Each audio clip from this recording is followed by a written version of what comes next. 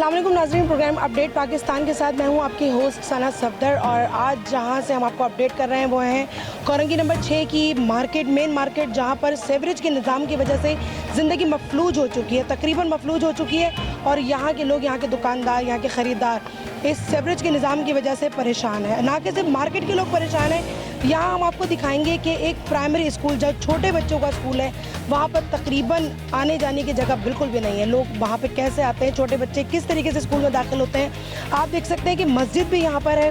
मस्जिद में नमाजियों को प्रॉब्लम होती है, वुज़ू के कपड़े ख़राब हो जाते हैं। आइए यहाँ के लोगों से पूछते हैं कि उनको और किन प्रॉब्लम्स का सामना करना पड़ता है।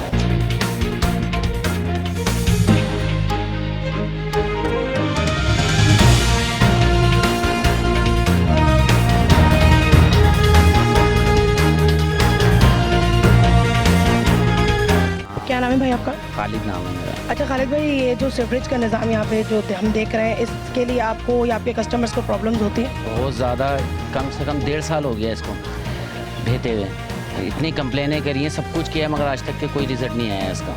तो सीज़न में तो ख़रीदारों को प्रॉब्लम्स होती हो? बहुत ज़्यादा प्रॉब्लम है, हम दुकानदारों को भी, कस्टमर को भी, सबको, पूरी मार्केट को परेशानी है। अच्छा, यहाँ पे हमें लोगों ने बताया कि कई बाइकें भी यहाँ गिर जाती हैं या हादसा बाइकें गिर जाती हैं, लेडीज़ गिर जाती है, बहुत सारे प्रॉब्लम है यहाँ पर। तो आप लोगों ने एप्लीकेशंस दी हैं? बहुत ज़्यादा करी है, मगर कोई भी रिजल्ट नहीं है। बहुत बड़ी परेशानी है। यहाँ से हमारे सारे कस्टमर यहाँ से आते हैं। पिछले 6 महीने से जो है ये पानी का निज़ाम चल रहा ख़राब। कई मीडिया आ चुके हैं, स्कूल की यहाँ मूवी बना के भेजी है हम लोगों ने कि इसका मसले का हल करें, मगर कोई भी सुनवाई नहीं होती हम लोगों की। ये बताइएगा, ये जो यहाँ पे सेवरेज का निज़ाम है, जो कि हम देख रहे हैं स्कूल के गेट पर भी जो इतना गंद पड़ा हुआ है, तो कितनी प्रॉब्लम का सामना पड़ता है आपको और आपके कस्टमर को? इतनी के कस्टमर नहीं है बहन मेरी, यहाँ पर बिल्कुल कस्टमर नहीं आ रहा है। यकीन करें, ज़ीरो काम रह गया हम लोगों का इस परेशानी की। ये देखें, ये पेपर वगैरह सब हमने जमा कराए हुए हैं, सारे यूसी चेयरमैन वसीम, और ये यूसी 25 में भी, और ये 4 नंबर पे भी, सब जगह पे, टाउन में सब जगह पे ये हमने दी हुई है। तो क्या कहते हैं वो लोग जो आप एप्लीकेशन से? हो जाएगा, और ये अभी तक हुआ नहीं है। कितना अर्सा हो गया? ये तकरीबन 4-5 महीना होगा इस चक्कर में। हालांकि ये सरकारी ऑफिसर है, एजुकेशन ऑफिसर यहाँ पर, ये देखें स्कूल का, ये भी इन्होंने भी काफ़ी है ना वो कर लिया है, पर कोई सुनवाई नहीं है। वसीम को जान दूंगा, चेयरमैन वसीम है यहाँ का, यूसी 25 का। उसको हम कह के कल भी हमने फ़ोन करा, और रोज़ फ़ोन करते हैं कि ये भाई ये मामला सुलझा लो, नहीं वो हम सुनते ही नहीं है वो।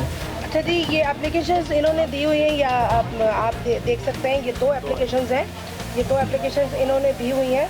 सितंबर 2022 की ये एप्लीकेशन है, तकरीबन अब ये साल होने वाला है, लेकिन इसके ऊपर कोई सुनवाई नहीं की है। ये 2 एप्लीकेशंस इन्होंने मुझे दिखाई हैं, ये हम आपको दिखा रहे हैं। एप्लीकेशंस पे भी अगर कोई सुनवाई नहीं हो रही है, तो फिर आप लोग इदारों में क्यों बैठे हैं, क्या कर रहे हैं आप लोग? सिर्फ आवाम के पैसों से, आवाम के टैक्सेस से सैलरी लेने के लिए बैठे हैं? आप इनके ऊपर काम क्यों नहीं करते? क्या वजह है, कौन रोक रहा है आपको?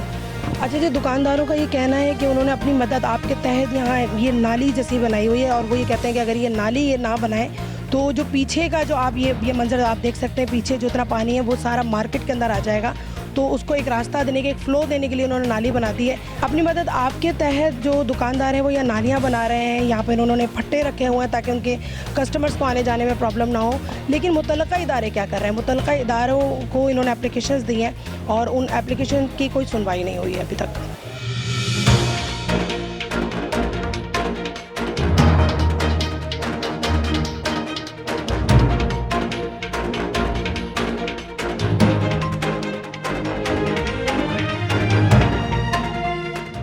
जी जनाब, स्कूल के गेट पर हम खड़े हैं, जहाँ पर स्कूल के गेट पर आपने देखा कि इतना गंद, इतना सेवरेज का निज़ाम ख़राब है कि लोगों को आने जाने में परेशानी है। आइए पूछते हैं स्कूल के जो ज़िम्मेदारान हैं, जो प्रिंसिपल्स हैं, जो TEO साहब हैं, उनसे पूछते हैं कि वो स्कूल के इस निज़ाम के लिए क्या कर रहे हैं। दरवाजे पे जो तक गंद पड़ा है, और मासूम बच्चे जो, क्योंकि प्राइमरी स्कूल है, प्राइमरी स्कूल में बच्चों को क्या प्रॉब्लम्स होती हैं यहाँ दरवाजे से आने जाने में, आइए पूछते हैं। जी, इस वक्त हम मौजूद हैं TEO साहब के पास, गुलाम मुस्तफ़ा मक्सी के पास। उनसे पूछते हैं कि उन्होंने सेवरेज के निज़ाम के हवाले से क्या किया है। अस्सलाम वालेकुम सर। वालेकुम अस्सलाम। सर, जैसा कि देखा गया है कि आपके स्कूल के बाहर जो है सेवरेज का निज़ाम इस कदर ख़राब है कि मैं ख़ुद भी बहुत मुश्किल से यहाँ पर आई हूँ, तो इसके बारे में आप क्या कहेंगे सर? एक गाँव में 1-2 दफ़ा अपना DC साहब के पास लेटर लिखा है, जावेद साहब ने भी 1 दफ़ा 2 दफ़ा उनको कहा है कि हमारे स्कूल के बच्चे आते हैं, बड़ी मुश्किल पैदा होती है, हम तो गाड़ी उधर खड़ी करके फिर ऑफिस में से पैदल आ जाते हैं, बड़ा मसला है ये। तो मुतल्लिका इदारों में आपने कोई एप्लीकेशन दी है? जी जी। तो वो एप्लीकेशन आप मुझे दिखा सकते हैं सर? दिखा देंगे आपको। अच्छा जी, प्राइमरी स्कूल के नायब कासिम मोहम्मद फरहान साहब हमारे साथ हैं, जिन्होंने एप्लीकेशन मुतलका इदारे में दी थी।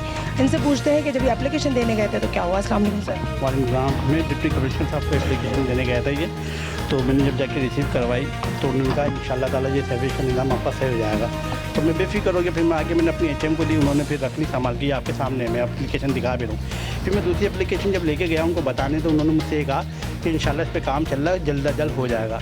फिर इनके एक सुपरवाइज़र आते हैं फराज साहब को, वो इधर की सफाई करवाते हैं। हमने उनको भी सर बोला कि ये फराज भाई इस तरह की प्रॉब्लम है, हमारे DO वगैरह टीचर वगैरह आते हैं और वो फीमेल का ऑफिस है जहाँ पे वो लोग आते हैं। ये तो स्कूल है, स्कूल के अंदर 2 दरवाजे, हम कहीं से भी निकल जाते हैं, लेकिन हमारे ऑफिसरों को बड़ी परेशानी है और टीचर हज़रात को बड़ी परेशानी है। वो लिहाजा ये है कि गंदा पानी है वो कहाँ से आए, तो वो इस वजह से दूसरे वाले गेट से आते हैं, काफ़ी राउंड उनको लंबा पड़ता है ये।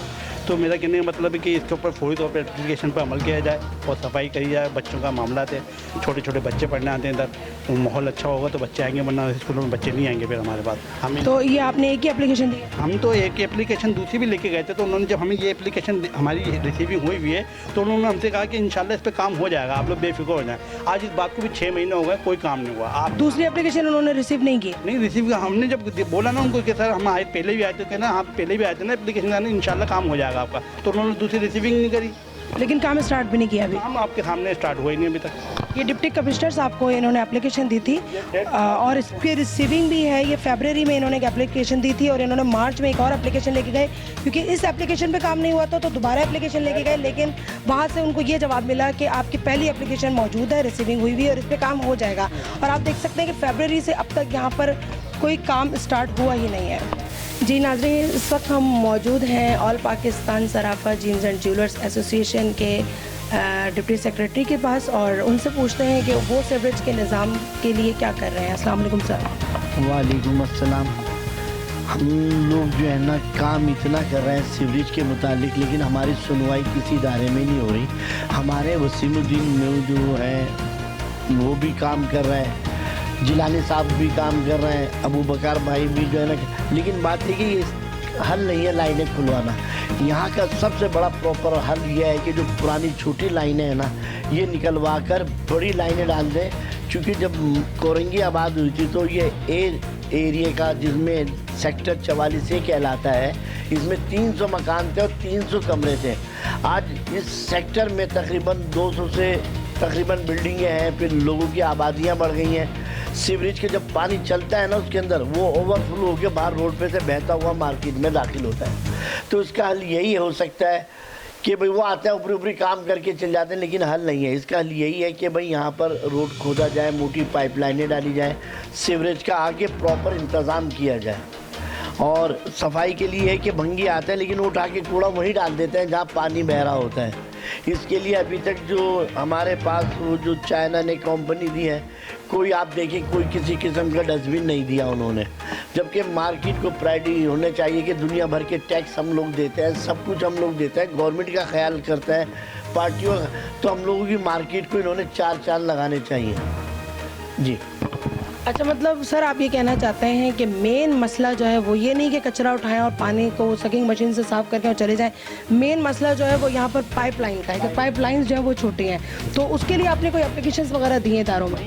जो इदारे आते हैं देखते हैं, लिखते हैं, राइटिंग में चले जाते हैं, दोबारा मुड़ के खबर नहीं लेते। बार बार उनको आगाही दी जाती है कि भाई आइए, आपने क्या, बस कह रहे थोड़ा टाइम रुके, थोड़ा टाइम फंडिंग की कमी आई है, जबकि हमारे अबू बकर भाई ने कहा कि फंडिंग मेरे फंड से ले लो, लेकिन काम तो शुरू करें, क्योंकि एरिया में अभी लाइनें डल गई हैं, वहाँ का सीवरेज का निज़ाम सही हो गया, लेकिन जो आगे की लाइनें हैं वो तो पतली है ना, पीछे से तो चले प्रेशर से आ रहा है पानी, आगे जब छोटी लाइनों में जाता है तो पानी किधर जाएगा? काम तो हो रहा है लेकिन दिल से नहीं हो रहा है। तो सर माशाल्लाह आप ओहदेदारानों के लोग नहीं सुन रहे, तो ये जो दुकानों वाले हैं तो फिर ये तो फिर मफलूज है, इसका मतलब है। दुकानदार क्या करेगा? दुकानदार तो हमारी तरफ देखता है ना, दुकानदार की तो जब हमारी सुनवाई नहीं हो रही है तो दुकानदार तो छोटे दुकानदार है ना, वो कहाँ से सुनवाई करेंगे? समझ रहे हैं? बात यह है कि यहाँ जिसकी लाठी उसकी भैंस, हम लोग फिर भी कोशिश करके काम करवा रहे हैं, जितना भी हम लोगों से होता है पैसे दे के भंगियों को बुलवा के काम चलाते हैं, लेकिन ये हल नहीं है। दुकानदार भी कहाँ तक डोनेशन जमा कर करके खुलवाएगा? हद होती है ना। ज़रा सा आप एक भंगी को बुला लें 4,000 5,000 रुपये ले लेगा वो। अब 2-3 भंगियों का काम है कि 10-15 हज़ार रुपये कहाँ से जमा करके दें। कितनी दफ़ा हम लोग पैसे जमा करके करा चुके हैं। दुकानदार भी बज़न है। अब ये हालत है कि दुकानदार बेरोज़गार हुए में, जब पानी भरा हुआ होगा तो कहाँ से दुकान के अंदर वो एंटर होंगे। Thank you so much sir. जनाब, ये हमारा मुल्क है, इससे मोहब्बत करना हमारा फ़र्ज़ ही नहीं, हमारी हुब्बुल वतनी भी है। कहाँ जाती है हमारी हुब्बुल वतनी जब ऐसे काम करने पड़ते हैं। हम पूछते हैं डिप्टी कमिश्नर साहब से, जिनके नाम एप्लीकेशन आपको दिखाई है, हम पूछते हैं डायरेक्टर KMC साहब से, उनसे उन्होंने क्या किया है। एप्लीकेशंस आई, उन्होंने रद्दी में क्यों डाल दिया, आखिर क्या वजह है, क्यों सो रहे हैं आप लोग। आप क्या, आपको जगाने की ज़रूरत है या आपके ज़मीरों को जगाने की ज़रूरत है। आपके ज़मीर तक सो रहे हैं। आप लोग सैलरियाँ लेते हैं और घर में आराम कर रहे होते हैं। आप कम से कम नज़र डालें, खुदारा देखिए यहाँ पर आके कि ज़िंदगी किस कदर मफलूज है, किस कदर लोग परेशान हैं। स्कूल के बच्चे, मस्जिद में नमाज़ पढ़ने वाले अफराद और मार्केट में आने वाले ख़रीदार परेशान हैं सिर्फ आपकी वजह से। आप चाहें तो उनकी परेशानियों को दूर कर सकते हैं। आपको उस ओहदे पर बिठाया है ऐसी आवाम ने।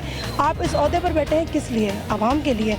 आपको जानना चाहिए कि एक्चुअली आपने करना क्या है, आपका काम क्या है। अगर वो भी हम बताएंगे तो आप किस लिए बैठे हैं यहाँ पर। इसी के साथ अपनी होस्ट सना सफदर को दीजिए इजाज़त। अल्लाह हाफ़िज़।